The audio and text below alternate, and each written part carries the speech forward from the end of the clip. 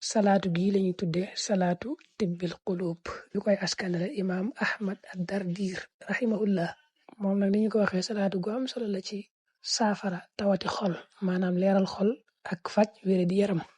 Ahmad ibnul Ma'mun al-Balghizi rahimahullah neewoon na sama sëriñ Ahmad ibnul Arabi moo ma joxoon ndigal ci salaatu gii ne ma dee ko jàng 315 ñetti téeméer ak fukk ak juróom ngir saafara tawati xol. ma laaj ko ne ko ndax dangaa jublu tawati xol ci zahir, maanaam jàngoro ju nekk ci sa xol, wala xol boo xam ne daa tilim nga bëgg mu leer ba ma nekk boroomam. mu ne ma innaha tubarri'u min al jamii, lépp lay saafara. docteur Cheikh Wahba az-Zuhayli rahimahullah mas nañ koo laajit ne ko ndax julli ci yonent bi moom sallallahu alayhi wa sallam dana jeexital ci saafara ci faj dara.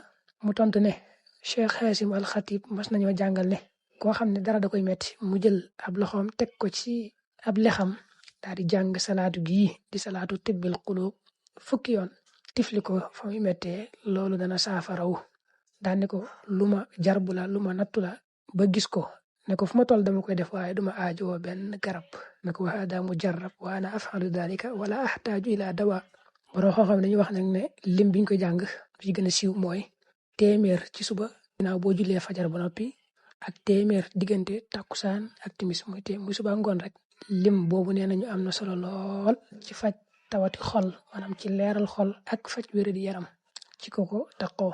nee nañu it ko ko jàng ci anam gii am na solo lool ci faj wéra di tawati xol ak tawati yaram, am na solo lool. nee nañu mooy da ngay jiital fatiha juróom-ñaari yoon teg ci ayatu shifa yi mooy wa yashfi sudura xawmi muminin ci suratu tawba, ak yaa ayyuhan naas qad jaatkum maw'idatun min rabbikum wa shifaa'un lima fi sudur ci suratu yunus, ak yaxruju min butuniha sharabun muxtalifun alwaanuhu fihi shifaa'un linnaas ci suratu nahl, ak wa nunazzilu min alqur'ani ma huwa shifaa'un wa rahmatun lil mu'minin ci suratu isra, ak wa idha maridtu fa huwa yashfini ci suratu shu'ara, ak qul huwa lilladhina amanu hudan wa shifaa ci suratu fussilat.